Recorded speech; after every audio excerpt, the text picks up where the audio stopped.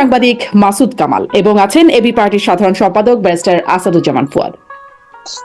স্বাগত জানাচ্ছি আপনাদের দুজনকেই রাজনীতির এপিটোপিটের আজকের আয়োজনে। অনেক প্রসঙ্গ আছে, এগুলো বিষয় আসলে আলোচনায় আনতে চাই। তবে শুরুটা করতে চাই ব্যারিস্টার আসাদুজ্জামান ফুয়াদ আপনার কাছ থেকে, যে আপনাকে নিয়ে ইদানিং অনেক রকম কথাবার্তা উঠছে। আপনি এটা নিয়ে গণমাধ্যমে কথাও বলেছেন, আমি শুনেছি, কিন্তু তারপরে আমার দর্শকদের জন্য ছোট ছোট করে দু একটা বিষয় যদি একটু শুনি।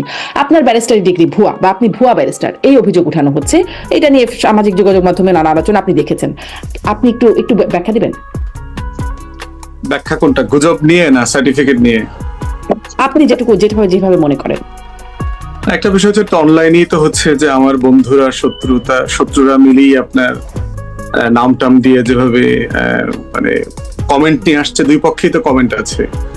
তো ওই যে নামের যে ঝামেলাটা আছে আর কি, সেটা আমাদের সবারই তো সার্টিফিকেট আসল নাম বলে একটা জিনিস আছে।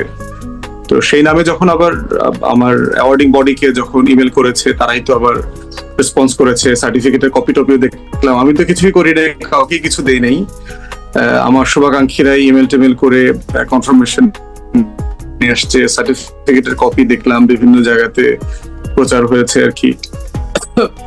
সো আলটিমেটলি তো রিজলভ হয়ে গেছে বলে মনে করতেছি আর কি। এবং রিউমার স্ক্যানার যারা আছে তারাও বিভিন্ন সংগঠনের পক্ষ থেকে স্টেটমেন্ট দিয়ে এটা কনফার্ম করেছে।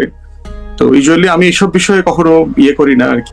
সাথে সাথে যেভাবে আমাদের বন্ধু তৈরি হয়, শুভাকাঙ্ক্ষী তৈরি হয়, এটার জন্য আবার খুব শক্তিশালী শত্রু তৈরি হয়, যারা বাংলাদেশের এস্টাবলিশমেন্টে আছেন, বিভিন্ন আমলাতন্ত্রের বিভিন্ন জায়গাতে আছেন, গোয়েন্দা সংস্থাতে আছেন, সশস্ত্র বাহিনীর সিনিয়র পজিশনে আছেন, যারা 16 বছরের আওয়ামী এই সাম্রাজ্যের বেনিফিশিয়ারি। তাদের কাছে তো অবশ্যই এই বিষয়গুলো কমফোর্টেবল হয় না আর কি। তো সেখানকার একটা অংশ আছে যারা ডেলিবারেটলি এই বিষয়গুলো উঠাচ্ছে, গুজব ছড়াচ্ছে। এর সাথে আপনার আওয়ামী লীগ এবং ইন্ডিয়ান যে প্রোপাগান্ডা মেশিন আছে, সেগুলোতে আমাদেরকে ডিমিন করা, ছোট করা, দেশপ্রেমিক শক্তিকে, গণতন্ত্রের পক্ষের শক্তিকে ছোট করা, হেয় করা, এটার একটা কালচার আছে। সো এই ডিসইনফরমেশন ক্যাম্পেইন তো আসলে মানে চলমান যে সামাজিক যোগাযোগ মাধ্যমের একটা রিয়েলিটিতে আমরা বাস করছি, কোনোভাবেই সেটাকে অ্যাভয়েড করবার সুযোগ নাই। সারা গ্লোবালি এই ফেনোমেনাটা আছে এবং এটা চলবে, এটা কোনো জায়গায় থেমে যাবে না। এর আগে এরকম প্রচুর গুজব তৈরি হয়েছে। গুরুত্বপূর্ণ কাজ হচ্ছে যে আপনার সচেতন জনগোষ্ঠীর সংখ্যা আগের থেকে অনেক বেড়েছে। আপনার নিজেরাই নিজ দায়িত্বে এগুলো নিয়ে কথা বলা, রিজনেবল ভয়েস গুলো আসা, কথা বলা। এবং এমন এমন মানুষরা আমাকে ডিফেন্ড করেছে যাদের ব্যাপারে আসলে আমার সাথে কোনো যোগাযোগও নাই, ধরেন 10 বছরও দেখা হয়নি, কথা হয় নাই। এমন মানুষরাও বলেছে যে আমাকে ডিফেন্ড করে পোস্ট দিয়েছে, লিখেছে, ছবি দিয়েছে এবং আমার প্র্যাকটিস নিয়ে কথা বলেছে ওখানে। তো সেগুলো চলবে আর কি। মানে এটা মানে কোনো গোল্ডেন ইয়ে নাই আর কি। তো এটা গণ অভ্যুত্থানের পরাজিত শক্তি এবং এস্টাবলিশমেন্টের একটা জায়গা আছে, এবং আমি জানি আর কি এরা কারা কারা এগুলো করতেছে। একটা বিষয় হয়েছিল যখন আমার মনে পড়ে হাসনাত আব্দুল্লাহ গেলেন বা সেনা প্রধানের সাথে বৈঠকের বিষয়টা যখন তিনি প্রকাশ্যে নিয়ে আসলেন, তখন তিনি ফেসবুকে সেই স্ট্যাটাসেই লিখছিলেন যে তার জীবনও হুমকির মুখে পড়তে পারে, তার উপর নানান চাপ আসতে পারে, সেই শঙ্কার কথাও তিনি জানাচ্ছিলেন। আপনিও সেনাবাহিনীকে নিয়ে বেশ শক্ত কথা বলেছেন। তার কি কোনো ইম্প্যাক্ট আপনার উপর পড়েছে? সরাসরি কেউ হুমকি দিয়েছে এমনটা না, সরাসরি কেউ বলে টলে নাই। বাট এমনি ধরেন প্রচুর SMS পাই, আপনার মেসেঞ্জারে থ্রেট পাই, তুই নাকি এটা করবি, ওইটা করবি, আমি দেখে দিব, আমরা তো এমনি সেনাবাহিনীতে চাকরি করি না, এরকম প্রচুর মেসেজ আসে। বাট ওভারওয়েলমিং মেসেজ হচ্ছে আপনার পক্ষে। সেনাবাহিনীতে আমার হাজার হাজার ভক্ত আছে, বিশেষ করে সোলজারদের মধ্যে আপনার, এরপর হচ্ছে জুনিয়র অফিসার যারা আছে এবং সিনিয়রদের মধ্যেও যারা দেশপ্রেমিক শক্তি আছে, যারা রিয়েলি আপনার একটা প্রফেশনাল অফিসারদের সার্ভিস দেখতে চায়, এমন একটা বিশাল সংখ্যা আছে। অবসরপ্রাপ্ত কর্মকর্তাদের যে সংগঠন আছে, ওখানে আমাকে পছন্দ করে এমন শত শত অফিসার আছে।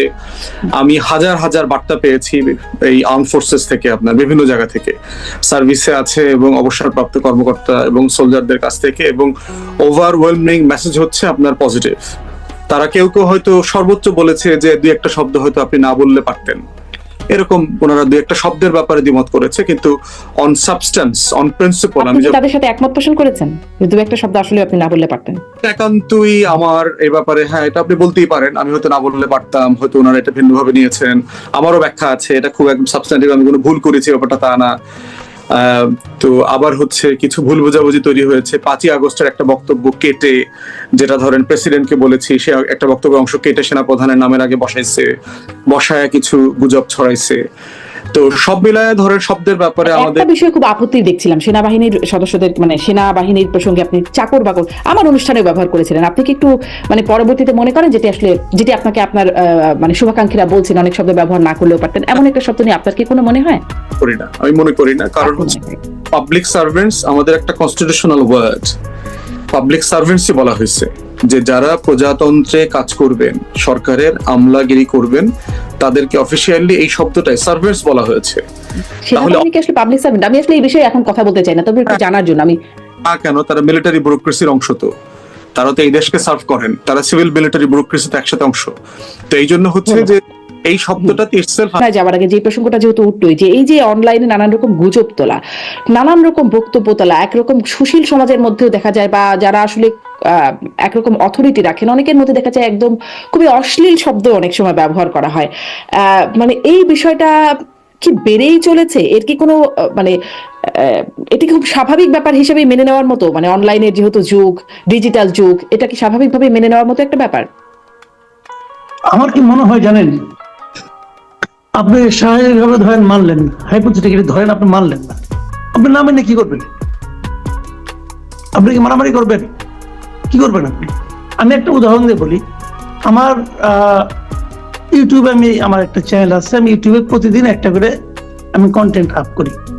সেখান থেকে কেটে কেটে অনেকে নেয়, নিয়ে তার মতো করে হেডলাইন দিয়ে, তার মতো করে থাম্বনেল দিয়ে তারা এটা আপ করে।